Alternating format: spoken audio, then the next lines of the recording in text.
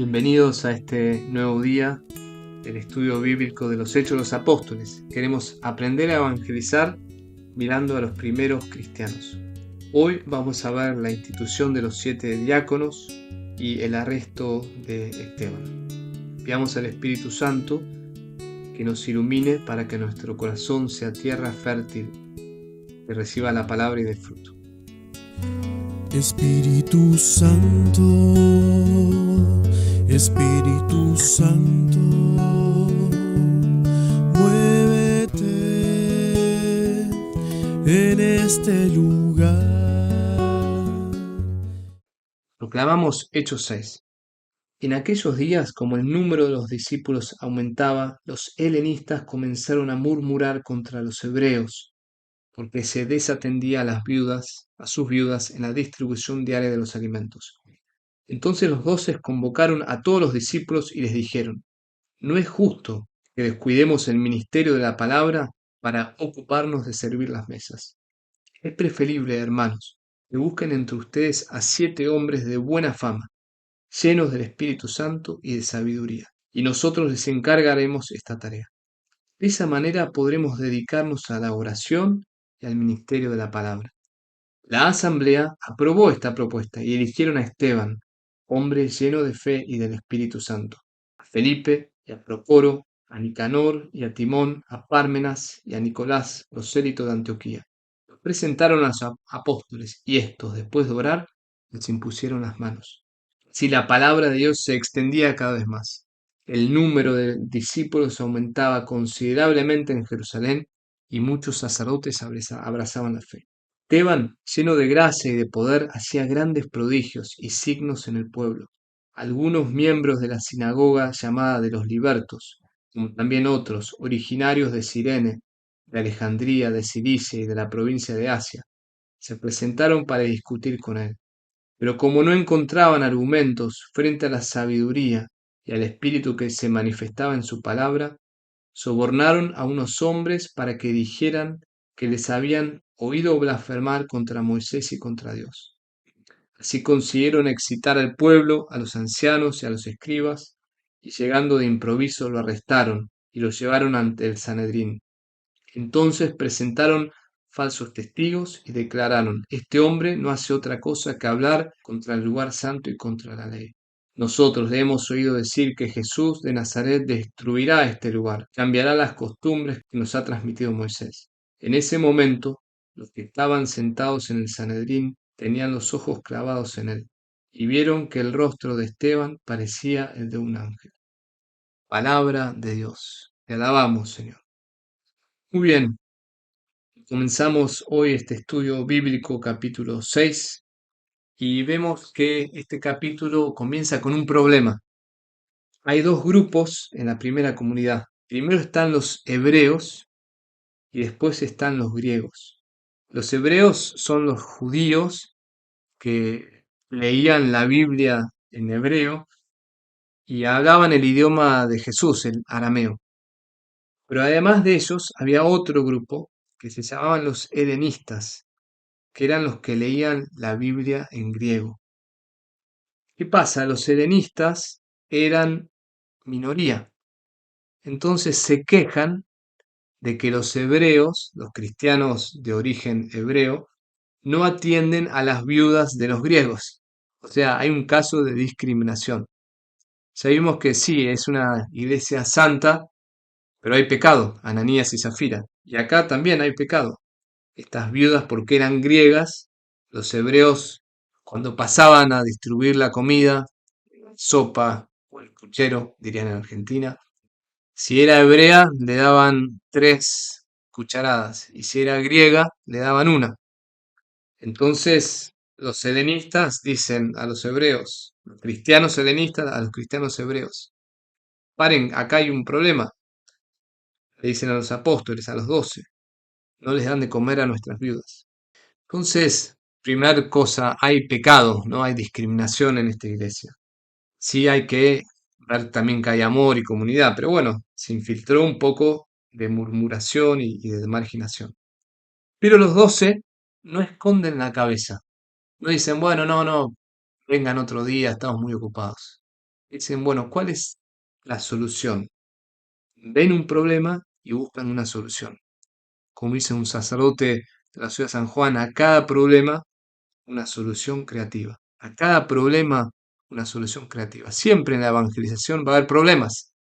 Que no anda el sonido, que la comida le pasó esto. Bueno, hay que siempre ser rápidos y dar soluciones creativas. ¿Cuál es la solución creativa? Dicen, busquemos colaboradores. Busquemos 7 hombres de buena fama, llenos del Espíritu Santo y de sabiduría. Y nosotros les vamos a dar esta tarea. O sea, elijan ustedes, les dicen a la comunidad, estos son los 3 criterios. Hombres llenos del Espíritu Santo, hombres de fe, espirituales, de sabiduría y también de buena fama, hombres de buen carácter. Le dan estos criterios y los eligen. Elijan. Esa es la solución. ¿Y por qué dicen esto? Bueno, porque nosotros nos tenemos que dedicar a 2 cosas, a la oración y al ministerio de la palabra. O sea, los apóstoles tienen claridad que su primera tarea es orar. La primera tarea de un apóstol de la nueva evangelización es orar. Si tú no oras, si tú no tienes oración, vas a ser como un bombero que va a buscar agua para apagar el incendio y como nunca recarga el tanque de agua, en un momento se queda sin agua y no puede apagar el incendio. Entonces siempre hay que recargar el vaso, hay que dedicarse a la oración y también dedicarse a la palabra, a la predicación. O sea, tienen claridad de cuáles son sus prioridades, la oración y la predicación. Y por eso piden que se busquen estos 7 diáconos, estos 7 diáconos. Dice que la asamblea aprobó esta propuesta. La asamblea en griego quiere decir eclesía, o sea, es una palabra por la iglesia, para iglesia. Y eligen a Esteban, hombre lleno de fe y del Espíritu Santo, a Felipe, bueno, y a 5 diáconos más. Felipe y Esteban van a ser los que son mencionados ahora en los próximos capítulos. Los apóstoles les imponen las manos, oran por ellos, o sea que los instituyen. Es una iglesia jerárquica, es una iglesia católica, no es una iglesia protestante. Hay imposición de manos, unción del Espíritu Santo y hay ordenaciones. Y la palabra de Dios se extiende cada vez más. Mismo punto que antes. Hay conversiones, metanoia, conversiones. El número de discípulos aumenta. En Jerusalén, estamos en Jerusalén, es una iglesia victoriosa. Bueno, y este capítulo que es cortito termina con el arresto de Esteban.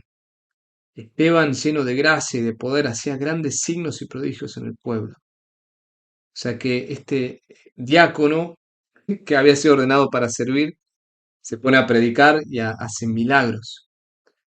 Y le pasa lo que le pasó a Jesús. Lo acusan de blasfemia. Lo acusan de blasfemia. O sea, de vuelta, lo que Jesús vivió, ahora lo viven los apóstoles. Así como a Jesús lo acusaron de blasfemia, a Esteban lo acusan de blasfemia. Y cuando termina, dice que tenían los ojos clavados en él y vieron en el rostro de Esteban como el semblante de un ángel. Tenía una paz, un amor, este diácono lleno del Espíritu Santo que hacía signos y prodigios que irradiaba la presencia de Cristo. Bueno, hermanos, ¿cuál es la perla y aplicación de este evangelio? Básicamente, la importancia de buscar colaboradores para la misión. La importancia de sumar otros líderes. Los apóstoles eran 12 y ahora suman a estos 7. No quieren hacerlo todo.